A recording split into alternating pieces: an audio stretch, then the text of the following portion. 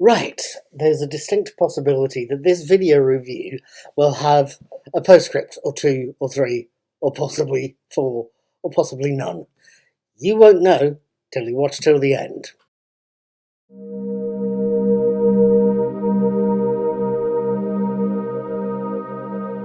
Right then, hello there, good evening, good morning, good afternoon, whatever it is, wherever you happen to be. My name is Paul. I do the daily teaser here on YouTube and on my blog, Knickknacks Old Peculiar. I talk about movies I've watched. I caught Nope just recently alongside In the Earth and West Side Story. I've also caught the classic Doctor Who serial, The Crusade, just recently. You might want to try and have a look under the eye, because if my failing memory doesn't fail me, again, I'll have links to those tucked in there. I also watch TV shows, as I think I maybe implied there. I caught The Crusade just recently, and I've also been watching the third series of Apple TV Plus series, For All Mankind. Again, I will try and put in a link to that in either the end cards or in the corner there, under the little eye.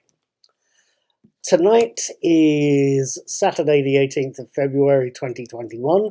Last night was obviously the 17th. The night before that was the 16th. The 16th saw the release of the first episode of Series 3 of Star Trek Picard, called The Next Generation. I caught it last night, on Friday. Tonight, I'm going to tell you what I thought about the episode. Episode 1, The Next Generation, opens with a brief intertitle reminding us that we're in the 25th century. Then, over the top of a version of I Don't Want to Set the World on Fire and a log entry from Captain Picard many years earlier, it shows us a Federation ship called the SS Ilios. A ship that's commanded by Dr. Beverly Crusher, former Chief Medical Officer of the USS Enterprise D, former head of Starfleet Medical, and a woman played by Gates McFadden, who is currently in a lot of trouble as her ship and her minimal crew are under attack by something heavily armed and extremely hostile. She only has time to do one thing: send off a heavily encrypted message to the one person she feels she can trust, Admiral Jean-Luc Picard. Post-opening titles were shown a painting of the USS Enterprise, the by now familiar one hanging on the wall of Jean-Luc Picard's office at Chateau Picard in France. It's a painting that he, Jean-Luc, played by Patrick Stewart of course, and Laris, or Brady, are heavily discussing. The Admiral feels it should be given a new home in Starfleet's museum, whilst Laris feels it should be staying exactly where it is once it's been cleaned. About the only thing the pair can agree on is exactly what they're going to do on Sheltok 4, where Laris is arranging security for a diplomatic meeting, while Jean-Luc relaxes somewhere sunny with a halfway decent Saurian brandy and something to write his memoirs with. Although, as he happily confesses to his long-term partner, he is not a man who needs a legacy. He needs an adventure. Little suspecting that he's going to possibly find one when he starts hearing a chirping sound coming from an old communicator badge, one he's not used in years, one that hasn't gone off in years, and one that's alerting him to a message from a very old friend. Now, what did I make of this episode? What did I make of The Next Generation? I have to admit, I've been watching the third season of Apple TV's For All Mankind just recently. I caught the first episode, Polaris, a couple of Sundays ago. I'll try and put the video version under the eye in there, but please browse my channel, have a look, see if you can find it. It's a bit of a challenge for you. But at any rate, and not putting too fine a point on it, I walked away from Polaris thinking it was a very good opening episode for season 3. It's introduced new characters, it's reintroduced old ones, it's teased at upcoming plot points in this series arc. The Next Generation is just as good, if not better, or possibly better, if not just as good. At any point, it's just as good. It's another equally strong opening episode. It's hinting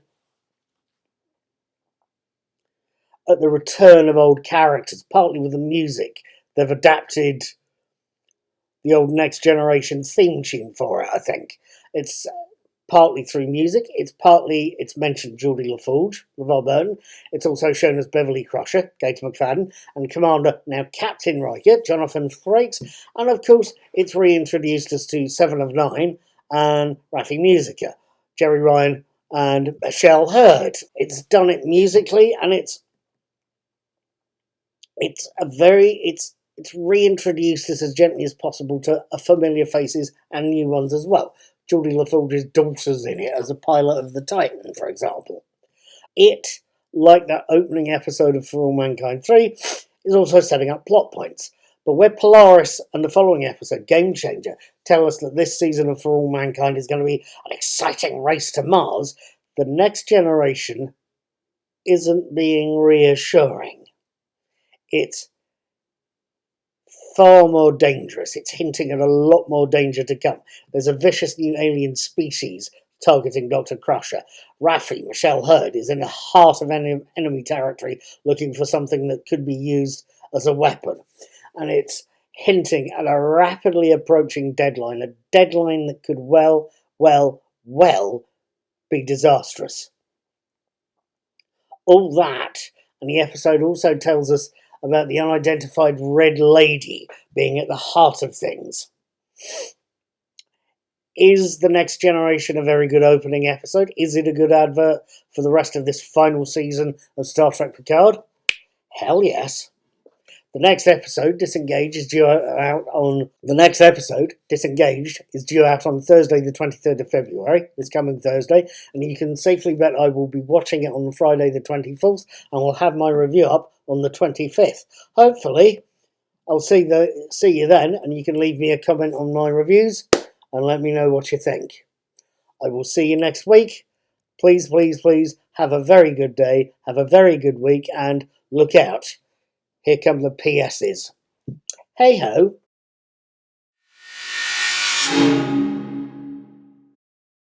Right, just as a minor point, first, or maybe a last thought, right at the end of the closing credits for this episode of Star Trek Picard is the very simple phrase, for Annie.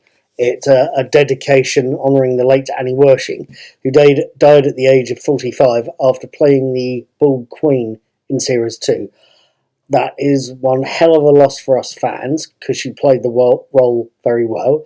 That's a hell of a loss for her friends and anyone that's worked with her. That's quite a talent, it strikes me there.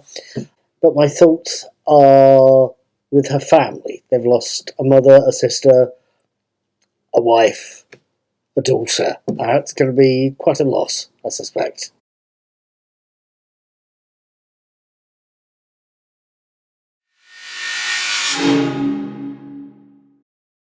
Right, now I'm fairly sure it's already been mentioned by Sean Farrick, if nobody else, over at Trek Culture, but I thought that the creatures, the aliens that are chasing Dr. Crusher, I thought they were a little bit reminiscent of the Sycorax in the Christmas Invasion, David Tennant's first appearance as Doctor Who. If you have a look at what's seen of them, they look vaguely similar to the Sycorax, either with or without a helmet. I don't know if that's deliberate or they've stolen an idea, but I don't know.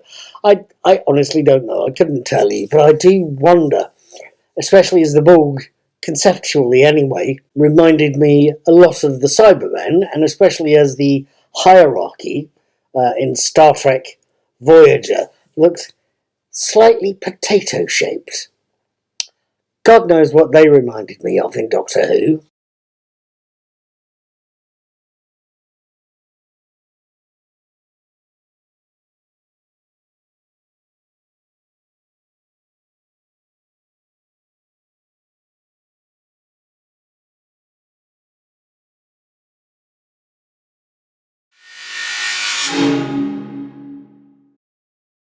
Right, it's got to be said, Michelle Hurd as Raffi Musica was the star of the first two series of Star Trek Picard, at least as far as I'm concerned.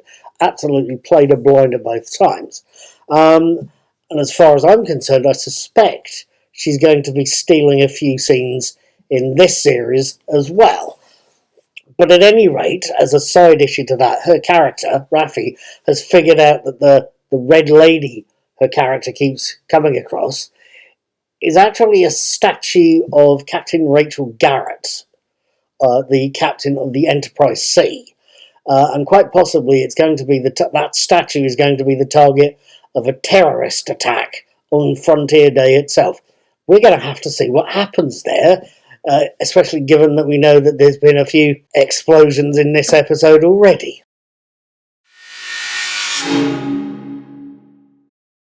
Right, just in case you didn't know, Captain Garrett and the Enterprise C were central characters and ships in an old episode of Star Trek The Next Generation called Yesterday's Enterprise. It's sort of an alternative timeline based on the fact the Enterprise C didn't get destroyed when it was supposed to. Now, I'm not as knowledgeable about Star Trek's background universe as possibly I could be, but even I recognise Captain Garrick and remember the episode. It's quite something, I think.